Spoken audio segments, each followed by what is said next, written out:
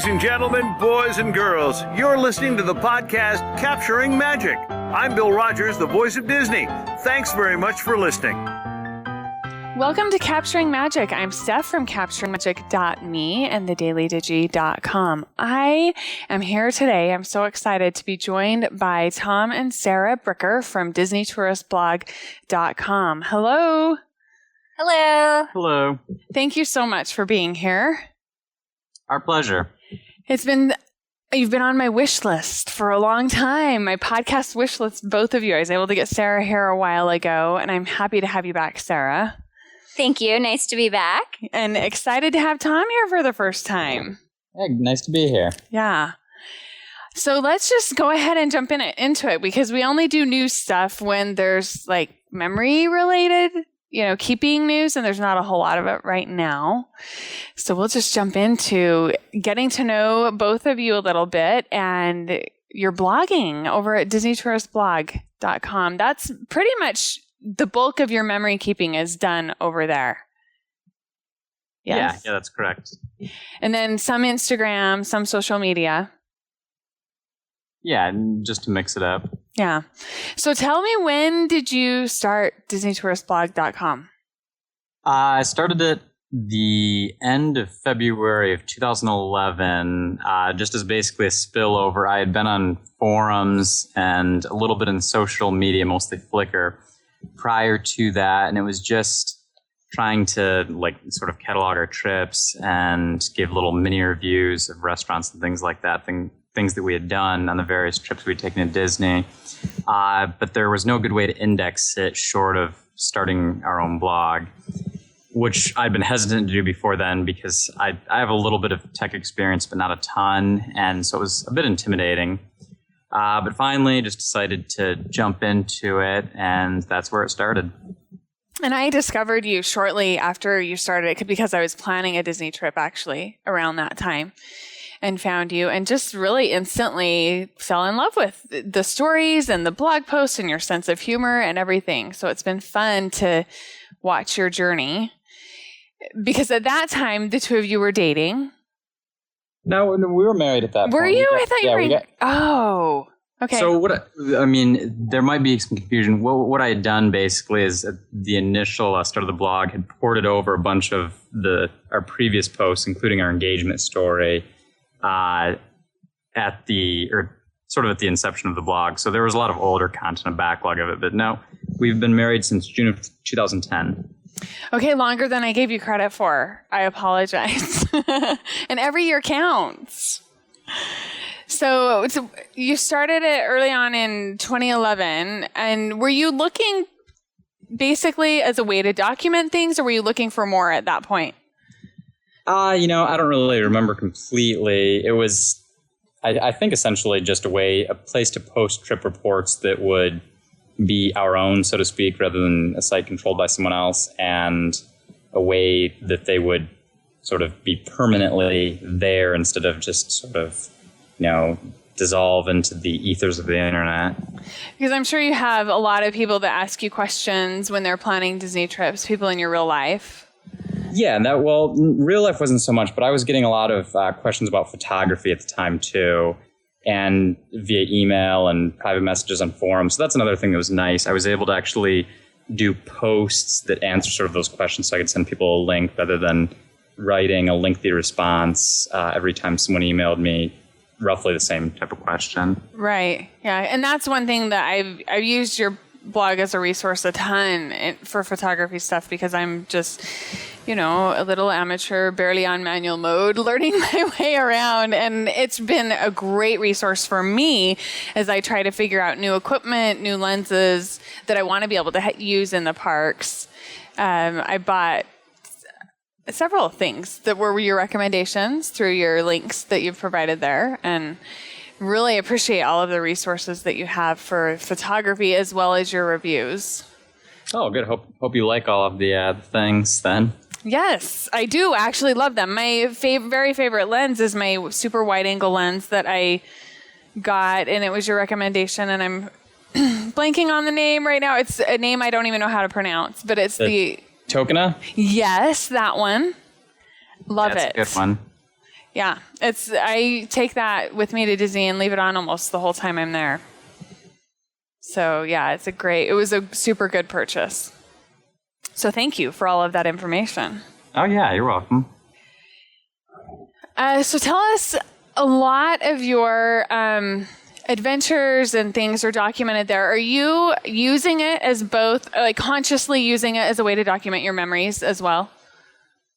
I think earlier in the process, that's what it was. I mean, when it was just, so it started out with primarily just trip reports, and that was for about the first year, all it really was, a few restaurant reviews mixed in here and there. But as it became more popular, it was harder to stick with just that because sort of you have the dynamic of people who originally came to it because they really enjoyed the trip reports, and then people who have found us via Google and other places who don't really know who we are at all, but who have questions just the same, and they don't really care about the personal side of it. So it's sort of a balancing act at this point where you want to provide like the more, I guess, personal type things that are important to us, but also I enjoy answering questions people might have or giving trip planning advice that's in a sense generic, but at the same time is my personal twist on it and my sort of it's objective, but at the same time it has my subjective opinions or our subjective opinions in it as well, if that makes any sense. No, it does, because I've read it and I see that you have funny little comments and things that you put in there about your opinions, which is a lot of the reason that a lot of people, I think, go there is because they want to see what your opinions are. And I found that your opinions quite often will coincide with mine. And so I found it to be a valuable resource for me as I'm checking out and planning trips and figuring out what I want to do. So when you're writing a post, tell me kind of your process, what you go through. How much is Sarah involved in it? How are you figuring out what you're going to write and what you're not going to write? A lot of it comes from questions that people have. So if we seem to be getting a question a lot, either on like Facebook, Twitter, or emails to us, it's writing to resolve some of those. And that's typically as far as like trip planning type things go. In general, we review every restaurant we go to, or at least every one that we've been to a few times, assuming I remember to take pictures of the food and things. Now, when it comes down to the actual writing, there's really no process to speak of. I mean, sometimes I'll start a post and just get really into it and go all the way through. Other times I'll write a random paragraph here, then come back to it a few days later, write another paragraph, totally out of order. So there's probably no real flow to anything. Typically, Sarah's involved to the extent that I ask her questions about what she thought of these things too, because I use we in all of the posts and writing them, so it's our opinions versus just mine. But no, there's not any really set process to speak of. They just sort of come together as they do. Yeah. You recently, you've done a lot of really wonderful Disney experiences. So maybe we should talk about that, jump into that. Share with us some of the things that you've been able to kind of cross off your Disney bucket list. For me personally, going to Tokyo Disney Sea was the big one, which is the holy grail of theme parks as far as I'm concerned. It was a park that I've been really interested and curious about for a long time. Aside from a few photos here and there and maybe a Travel Channel special, not a whole lot, or I didn't know a whole lot about it until we really started digging in and preparing for the trip out there. And then even then, there's only so much available in English about the parks in Tokyo, so not a whole lot. And then I found that most of the photos of those parks are of characters because the Japanese locals are really infatuated with characters but don't care so much about like architecture or the type of things that the American U.S. park photographers are primarily interested in. Yeah. And so you've been to all of the parks, haven't you, in the world? Yep. We just we visited Hong Kong was the last stop, and we hit that in November. So Sarah, what is your big, what are some of the bucket list things you've been able to do? Hitting all the parks in a year was amazing. I definitely never expected to have that kind of opportunity. I do have some new items on my bucket list. One is the Disney cruise, which we're going to cross off soon. And then I'd like to start getting into Adventures by Disney as well. That sounds like a lot of fun. Yeah, they have some really interesting itineraries. I would agree with that for sure. Do you have any on your list, Tom, that you still are hoping to cross off? I mean, there are some random odd things, but no actual particular experiences. The big thing for me is at this point going back to Tokyo. I'd just like to visit there as many times as possible because I love those two parks. Did you guys hit it twice in 1 year? Yeah, we went in May of last year and then again in November. That's what I thought. Were you hitting it so you could see it at Christmas time? Yeah, so that was part of the motivation. The other part was, since we were going to be in Hong Kong anyway, it only added on like $100 to the airfare, so it made sense to go back to Tokyo as well. Makes sense to most Disney fans, yes, it does. For sure. For sure. Tell us a little bit about how both of you started your love with Disney. Well, for me, I really started to get into it in college when one of our friends was doing the college program, and a few of our friends decided we were going to go down to Disney, and we got a good deal, and we just had a great time on the trip, and we decided to go back shortly thereafter, and that started a great opportunity for us, and we realized that we really liked what Disney had to offer. I think that's when it starts for a lot of people, is college program kind of stuff. What about you, Tom? Yeah, it's more or less the same thing. I had visited, my family had gone almost every year, I think, when I was growing up until probably my teenage years. So I was definitely familiar with it from when I was a kid, and my parents really enjoyed doing that. But since then, it's definitely, as Sarah pointed out, it's snowballed, and we take a lot more trips now than I ever did when I was growing up. For sure. Have the two of you had your Disney Tourist blog printed into a book at all? No. Is this something you've thought about? No, not really. It would be. I don't really know anything about that, to be quite honest. Okay. Blurb has where you can slurp your blog over to them and they import it all, and then you can just have it printed into a book. Oh, wow. Yeah, that would be quite the book. I think it would be. I think it would be a fun coffee table book for you guys. Yeah. Do you get your stuff printed in a book? Not from blogs, not from any of my blogs that I run, and it's mostly my memory stuff. I do lots of photo books with vacations and trips and things like that. Oh, sure. Yeah, those are lovely. Yeah, for my photo books, I mostly use Adorama Pics for that kind of stuff. They do a fabulous job with their books. So, side note. Very cool. Yeah. Yeah. We have a few listeners that have recently started blogs primarily for the reason to do some memory keeping. Do you have any tips for people as they're jumping into blogging? I think that it's important to write about to cover what you're passionate about. I think there are an overabundance of Disney blogs out there, a lot of which basically just regurgitate press releases. Yeah. And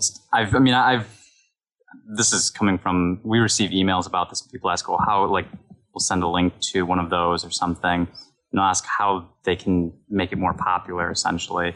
And I think that's the wrong way to go about it. I mean, our blog definitely has a lot more readers now than it did when we started out. But getting into it to become popular is probably not the way to go about it, especially if you don't have anything original to say. No knock on those sites that do just regurgitate press releases, but I don't see that as I just think that that's not a meaningful contribution, I suppose. So I would encourage anyone who's getting into this to get into it because they really are passionate about the topic or really have something they want to share that, is their unique voice, because that's definitely the best way to do it. And I think, as with anything, the passion shows through. And if you don't have that, then you're really not going to develop an audience. I would agree with that. And it's a lot of work, too. And so if you're not passionate about it, it will get old fast. Yeah, definitely.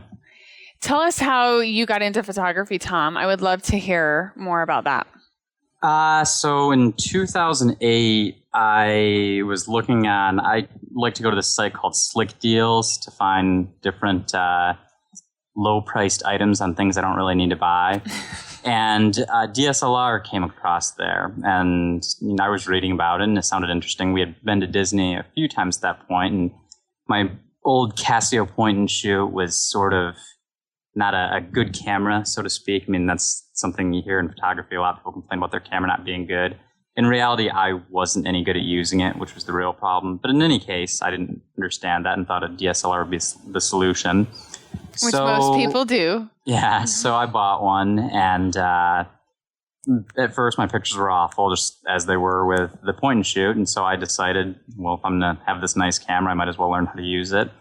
And I purchased a book called Understanding Exposure. I didn't purchase it even. I checked it out from the library, read it once through with the camera, and then started taking pictures. And I guess that was basically it. The rest is history. Yeah. That's crazy to me that it was just 2008. and you where you are now, because you're an amazing photographer. I'm sure that people, if they aren't familiar with your work, when they go to DisneyTouristBlog, they'll say, "Oh, okay, I've seen his stuff everywhere. Pinterest, it's all over. Instagram." So yeah, you're an amazing photographer. You do a little bit of work for Disney too, don't you? Yeah, I do some contract-based photography for Disney every now and then. Every once in a while. When you're running around the parks, and do you keep your camera out? Do you put it in a bag? How do you carry your equipment? It's always, I use a Black Rapid sling strap, so it keeps the camera on my side. But I always have it out. I mean, unless we're on like Grizzly River Run or Cali River Rapids or something like that, that's an extremely wet ride. The camera is always out. It's just slung at my side. Can I ask you what lens you usually have on? Yeah, the lens I use the most is a Nikon 14 to 24 millimeter, which is a full frame lens on the D600. So that's roughly equivalent, or the same idea as the Tokena 11 to 16 millimeter that you're using. Oh, okay. And you're running around typically with that lens on, just shooting stuff as you see it. Yeah, that's typically the plan, and just whatever I see that catches my curiosity. And then I do a lot of night photography at the end of the night, but typically during the day, a normal day in the park is not spent focusing on photography at all. It's mostly night. It just happens, yeah. Well, the photography happens as I go along, but I don't actually make a conscious effort to go seeking anything, I don't do photo walks or anything like that. That's crazy to me. Not what I pictured at all. I pictured you just shooting all day long and not riding any rides. Now, I mean, there are some exceptions to that. There are some days where if I'm doing something in particular for photography, then I might do it a little bit more. But no, normal day is just going about the parks at our leisure and then taking photos as they may, or as I see them. Yeah. What about are you swapping out lenses very often? Do you take the time to do that? Yes. I pretty much, whenever, let me start this again. I am a firm believer in changing lenses. I know that, and I say that because in the photography community, there's some, especially travel photography, there's some back and forth about whether you should just sort of stick with one lens and, force yourself to compose the scene based on that, or a lot of times that goes to like an all-in-one lens, like a super zoom, or even a 50 millimeter prime or something like that. Or if you should change lenses and capture the scene as you want. I strongly believe in changing lenses. I don't begrudge anyone who views it the other way, but to me, when I see a particular scene, I know exactly what I want to capture in that, and I know what lens I want to use, which angle I want to go for. I mean, as soon as I see it, I have all those things in mind, and I don't want to force myself to do something differently. I don't think that really enhances creativity or whatever. I want to capture it as I envision it. So if that means changing lenses, that's what that means. But it doesn't bother me. I carry a lot of gear every day in the park, and I know a lot of people don't like doing that, but it doesn't bother me. So And you're used to it. Yeah. Yeah, that's great. What suggestions or recommendations would you have for people that are just getting into photography and wanting to get better? I would definitely read as much as possible. I think that's a big part of it. There are a wide variety of books, blogs, different websites that are very helpful in that regard. Because it is about what you know and not about what the camera can do. I mean, certainly gear is important and it enables you to get particular shots. I mean, if that weren't true, everyone would just have a $100 point and shoot or just use their iPhones. But it can only get you so far, and it can only get you there if you have the requisite knowledge to take yourself there. That's the big thing. I mean, so along with knowledge, you need to practice. You need to put yourself in a position to get those shots and then to execute once you're in the situation. And then also, when you get home, you need to be able to edit them because nothing comes out of the camera, straight to the camera perfect. I mean, it's just not the case. The camera doesn't have or doesn't see, so to speak, as much dynamic range as the human eye does. And photographers, since the existence of photography, have been editing photos. I mean, Ansel Adams did a lot of burning and dodging in darkroom. I mean, it's not just like Photoshop is a new invention, but the idea of editing or photoshopping as a verb, photos, is not a new concept. So a lot of times I see people share photos and they just sort of take every single photo from a particular trip and just put that out there. And a lot of times when presenting the photos, they would be a lot better off if they deleted some of them. I mean, it's not to say that, like, you know, this photo's bad or whatever, but a lot of times people have several almost identical photos that look the same, and it wears on people having to look at that many, especially if you're presenting them like a slideshow form or a photo book or something. You always want to present your best work rather than just a slew of everything, because I guess a saying for that would be, you're only as good as the worst photo you show people. So when you think about that, and well, I mean, it's true to an extent. You don't want to be putting garbage out there. I mean, I take plenty of awful shots, but I just don't share them. They get deleted, and I think that's an important part of it, is knowing what's good and bad and just eliminating the bad. I really like that advice a lot. Oh, now I had my question. Your editing process. I was wondering what tools you use for editing, because that's interesting to hear. There are some people that would say that if you're a good photographer, you don't need to edit. Yeah, well, I don't agree with that. I mean, I think that I definitely, I mean, some people would view what I do as over editing, and I think that's almost a fair assessment. I push the limits on, I guess it's hyper-realism is what you might call it, with a decent amount of my photos. But in any case, I use Adobe Camera Raw, which is basically a bare-bones version of Lightroom that integrates with Photoshop. And so the bulk of my edits are via Adobe Camera Raw, and I just have a variety of presets.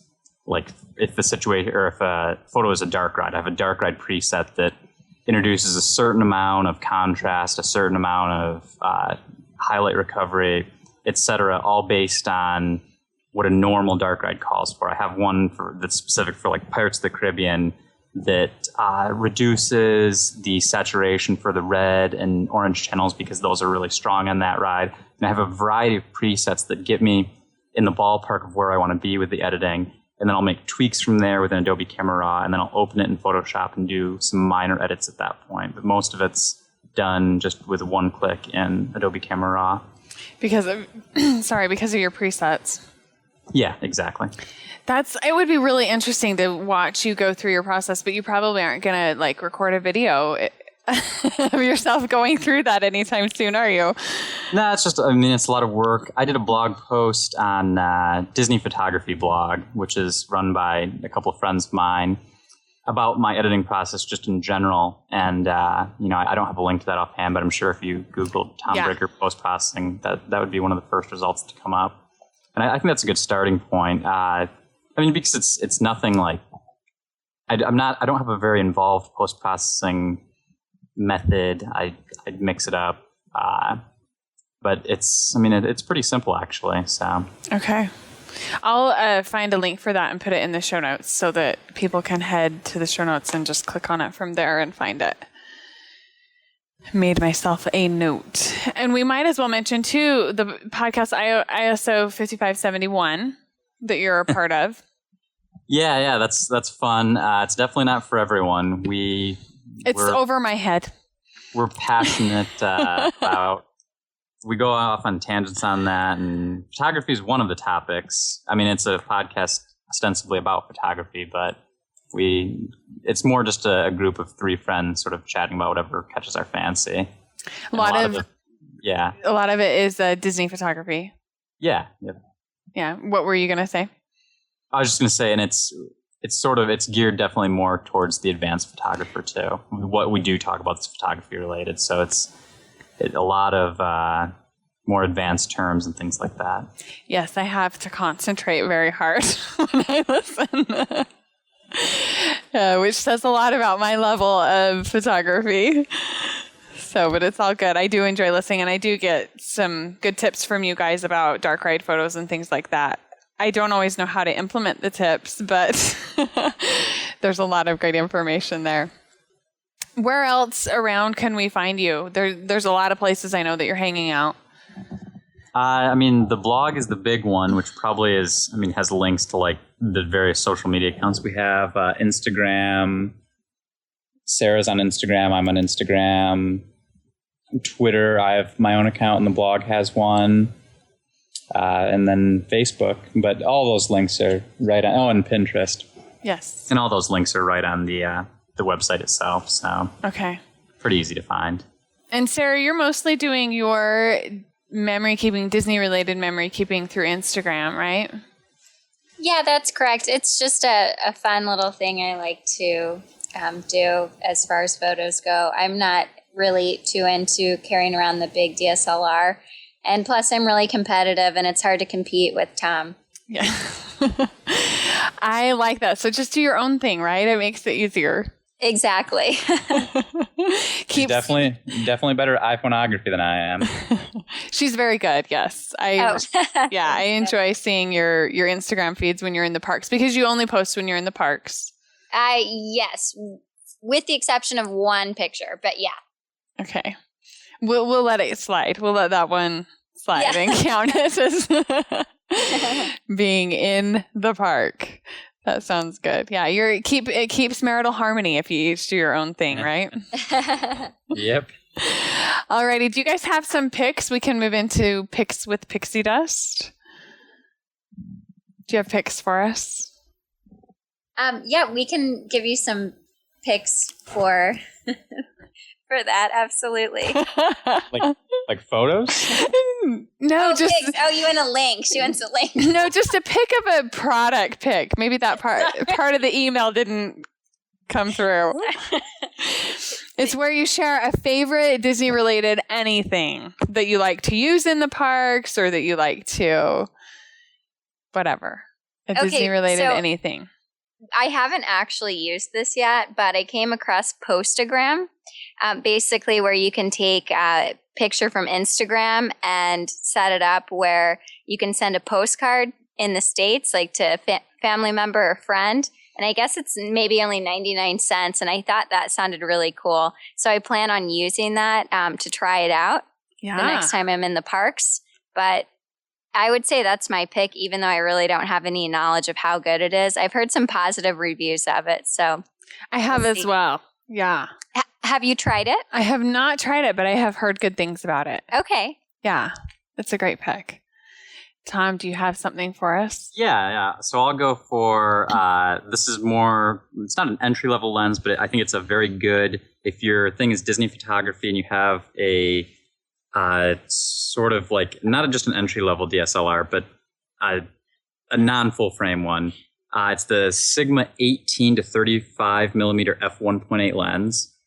And what's really great about this lens is that it is a constant aperture f1.8, so you can get shallow depth of field with it.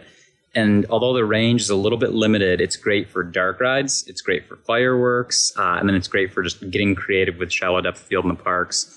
It's a bit on the pricey side. I don't recall exactly how much it is off the top of my head, but but it's a fabulous upgrade from the standard, the kit lens that comes with DSLRs.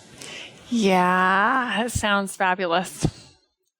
I'm glad you don't know how much it is, because that makes it easier to swallow, I think. It sounds like a great lens, though. It's a little on the pricier side, but compared to other lenses of its caliber that are made by like Canon or Nikon, it's considerably cheaper. And there truly are no lenses of its caliber. It's a first of its kind, the constant f1.8 aperture zoom lens. This is the only one that there is. All the other f1.8 lenses are prime, which is fixed focal length, like 50 millimeter, 35 millimeter, etc. So this one's a zoom lens that's f1.8. I want to say it's like $700 or $800, but I'm not entirely sure. Okay. Is this one that you reviewed for the first time recently? Yes. In the last year? Yeah, that's what I thought. Yes, okay. I tested it out and reviewed it, and I was very impressed by it. Yeah, I wanted it when I read the review, and then, yes. So it's on my wish list for sure. Yeah. Okay, I was also going to mention really quick that the two of you are sharing a headset, which is awesome. And so that might explain a couple of the little delays here or there. But thank you so much for being willing to troubleshoot this and just make it work with me. Yeah.